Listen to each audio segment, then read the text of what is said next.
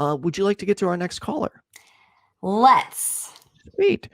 This one does not have a name, but they want to talk about how politics directly affect your mental health. You're on with Ethan and Jenna. Who is this? I barely have a name. This is RAO. Hey, RAO, Hey. man. How's it going? Oh, RAO. That Oh, makes I'm doing sense. excellent. I wasn't able to stream this morning, so I thought I'd catch your show. And the topic was something that I've been heavily focusing on for the past 6 months or so.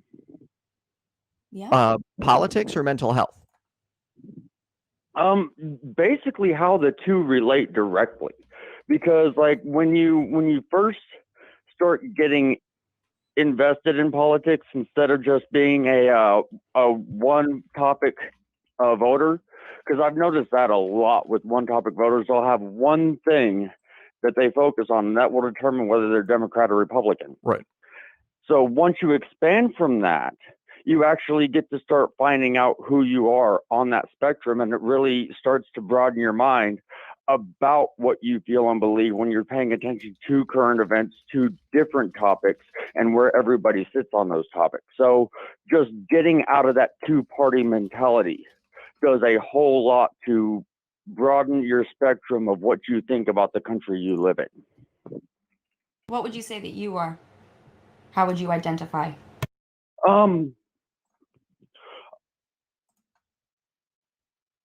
Sorry, politically. More along the lines of the way Switzerland runs, where it's socialist, and everybody is trained and armed to protect their country. I love the idea. That would be my presidential platform: is universal health care and civilians with tanks. Wait. Civilians with tanks? Why are we giving civilians tanks? Well, I think the reason that we need a well-trained and well-armed and well-regulated militia is in the event that the U.S. government becomes or the U.S. military becomes a tool for the U.S. government.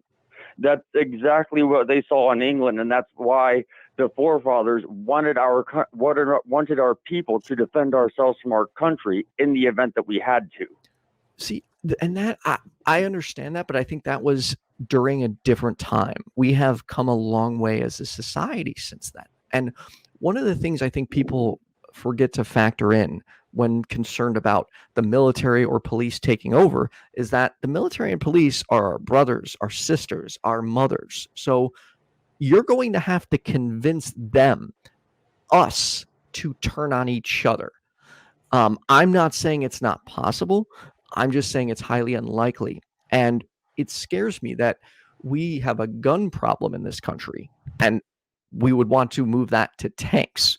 That's, I think, the last problem we need is some extremist white nationalist with a tank going down the street, towards Antifa.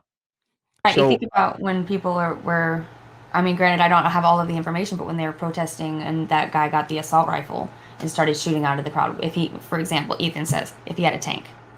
Right. It would be, and people, I don't think the majority of society is mature enough to hold a gun.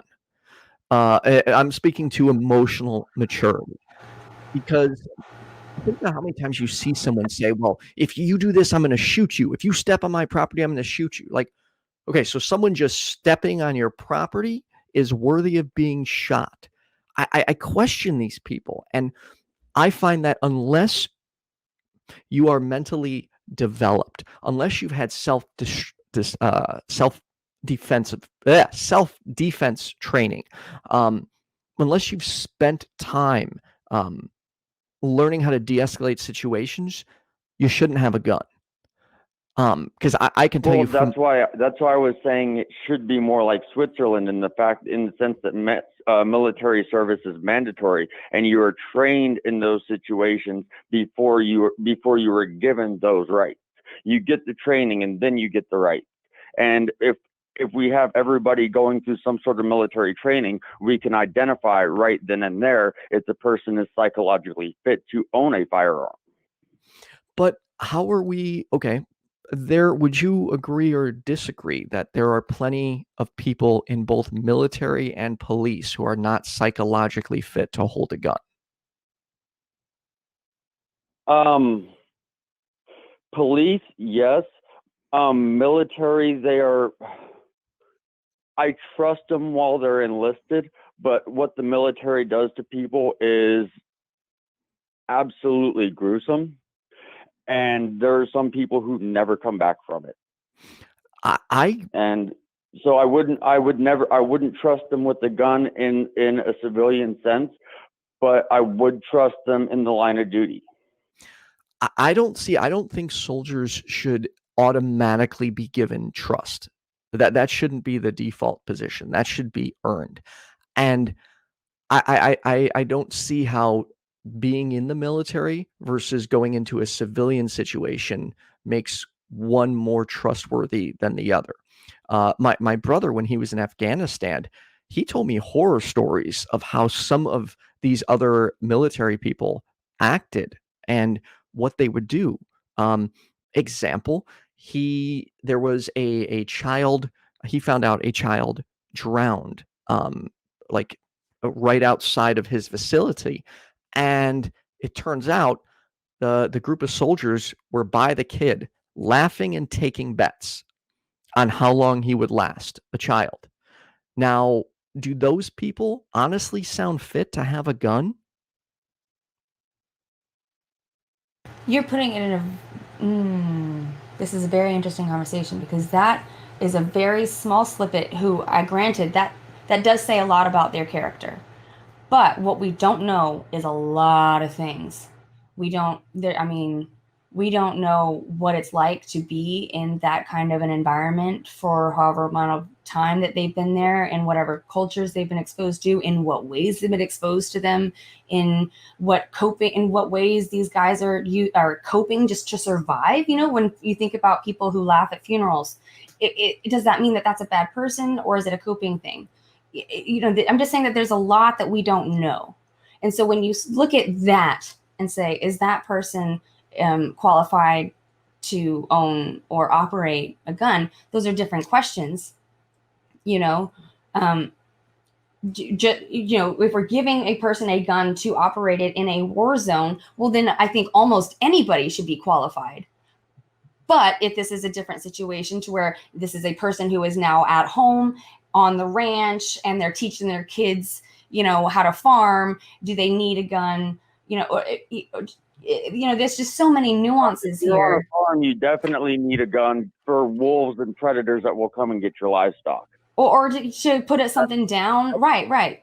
But does it need to be a gun? Could it be something else? There's just so many nuances to each different part of these conversations. What I'm wondering is, how are each of you doing right now?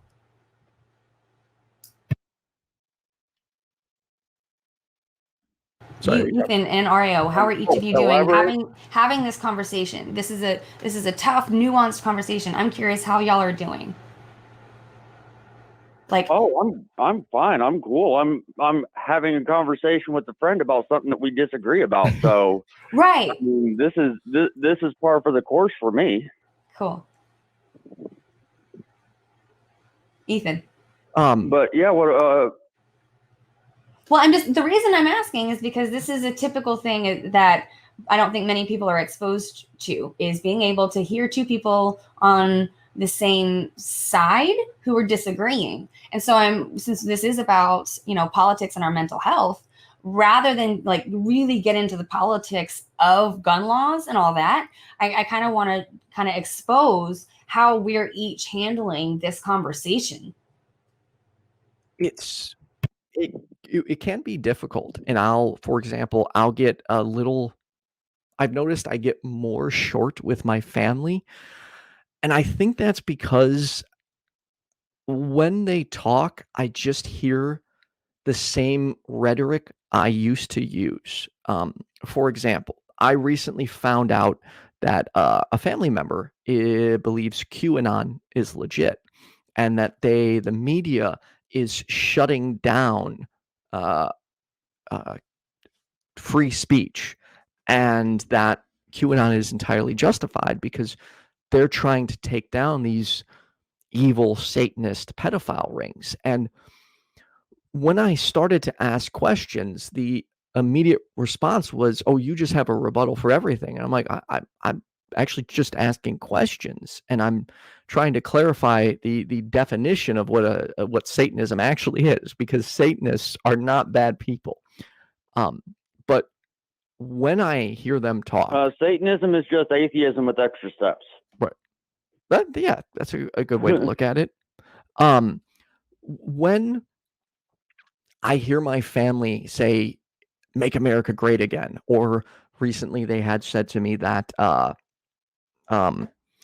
this is the greatest country, and when I said, "Okay, why? Can you give me an example?" I was like, "Healthcare, education. What are you talking about?" And all they could say is freedom. I'm like, "Okay, well, we're not the only free country in the world. Can you give me another example?" And immediately they got defensive, and my family member started yelling and raising her voice, saying I was disrespecting and I'm so lost. And I'm like, I'm just asking a question, but it bothers me, or when I see my family falling victim to beliefs without a good reason. And I know I'm not perfect. I'm sure there are things I believe and I don't have a good reason for it. But I actively do my best, and I wish there was a way to get through to them.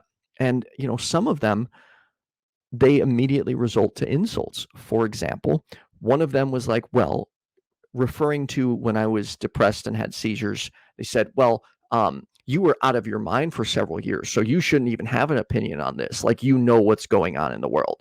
And I wanted to look at him and be like, F you. You will not discredit my opinion because I had depression or epilepsy. I worked my ass off. Or I should say, I worked my mind off to get to the point to where I'm at. And another one believes I'm just a victim of liberal propaganda. It's like, no. Okay. So that is when you should stop having that conversation with that person. Right. When it triggers you directly, you and that person and that conversation should not happen at that moment. Maybe try it again later with both of you prepared to come into the conversation and, try to take it that way if you both think that it's worth it.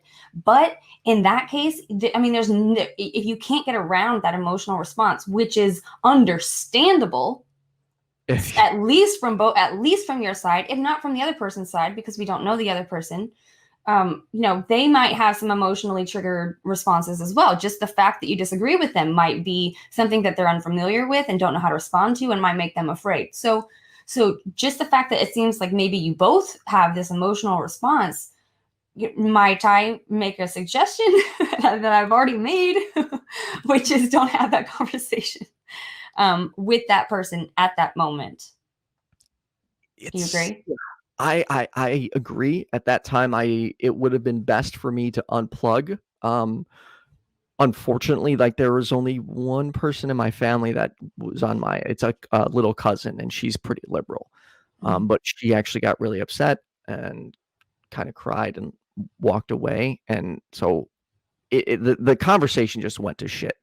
And it all started with a gigantic Trump poster they brought in with him like flying like a superhero. And I'm just like, oh. And they wanted my nephew to be in the picture. And that's where I immediately drew a hard line. And I was like, no, he can't consent to this. He's not getting in a picture with a Trump supporter. And they thought, or they had said that, well, oh, so it's okay for him to be a part of your atheist content. I'm like, no, like, my nephew doesn't wear atheist shirts. I'm like, he doesn't partake in my conversations. I'm not going to force my views on him.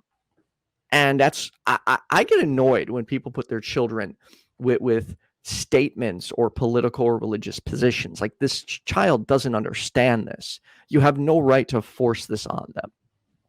So then I wonder what those people think. Them, this is a direct brainwashing tactic, because what you're doing is you're giving somebody the emblems and the symbols and all the meaning behind it, and you're making that a part of their life before they even understand what political party, what religious affiliation they're in. Right. Because if they break away from that, they have to break from all of these memories that they were like ingrained with the entire time they were growing up.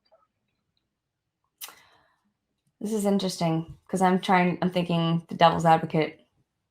And I'm thinking, what if, I mean, to think about it from their side, they see a kid that they want to put in a shirt that represents a cause that they believe in and that they spend a lot of time and energy on.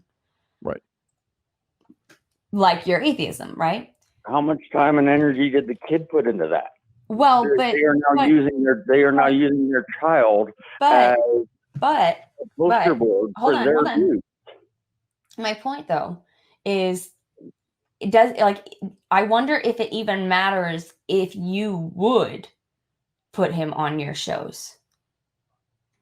I mean, I wonder if that's something they've even thought about. I mean, for one, I would never do that.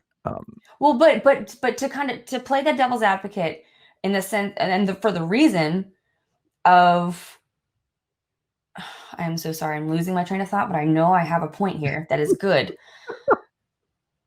The reason is because the way it sounds is like I would react if I were to find out that somebody were to put a kid into Bible school. Do you want kids exposed to things, and what do you want them exposed into? Do you want them exposed to religion from a young age? Do you want them exposed to politics from a young age? What age do you want them exposed to? Because when I think about how much I want people exposed to, it's more, not less. I agree. Well, there's a difference between exposure.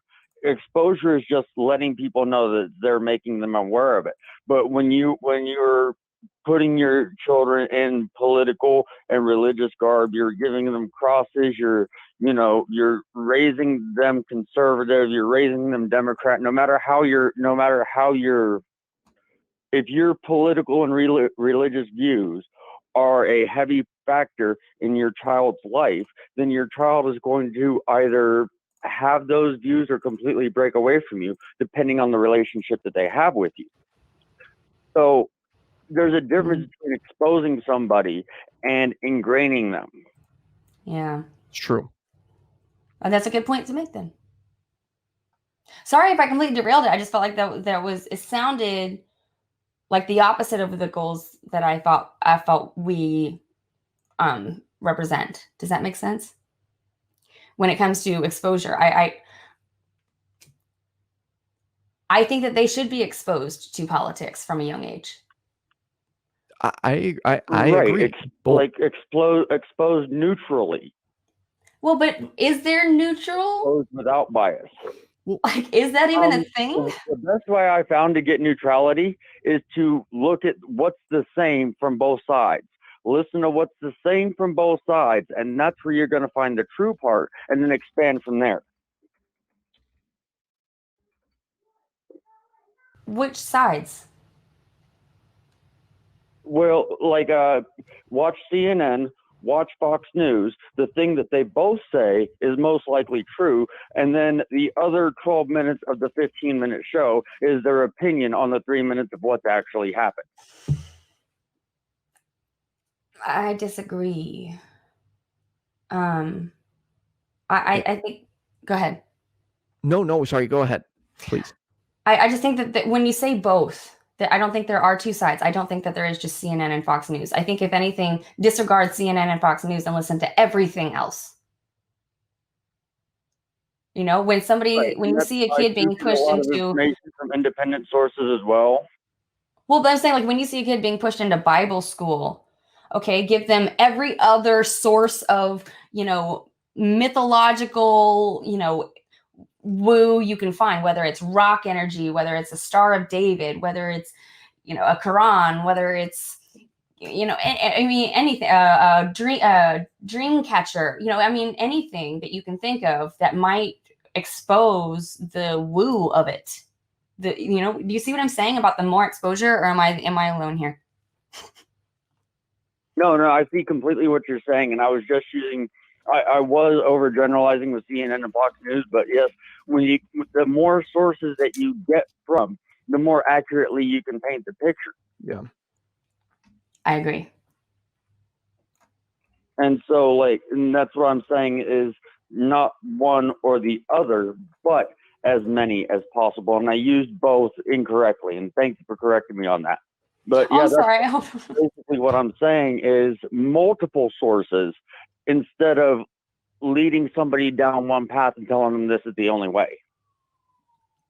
I think the most important thing we could also teach our children is anytime someone tells you something, ask. Keep asking questions. Why? Be annoying. I did that at a young age. I would drive my mom excuse me. I would drive my mom absolutely bonkers with constantly, well, why? Just like when she first told, I was like, I think 6 or 7 years old, and she's trying to tell me how Jesus is the Son of God, but also God. And I remember like, wait, what? That doesn't make sense. He's God or he's the Son of God. And I didn't mean to be rude, but it didn't make sense to me at all. And I've done that most of my life. Like I would constantly upset teachers with just why.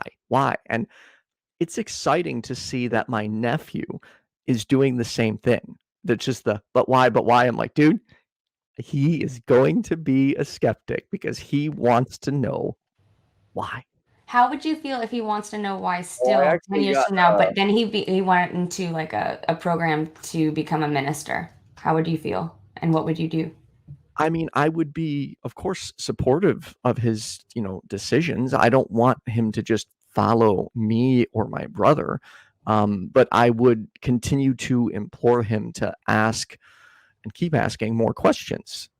Fortunately, both my brother and I are atheists, so he and I'd like to think decent skeptics. So I think he's growing up in a good atmosphere. At least I hope so.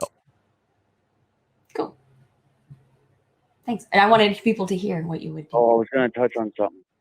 Oh. I was going to touch on something from earlier, but I can't remember what it is now. Oh, no. But, yeah, let's see, we were talking about, oh, yeah.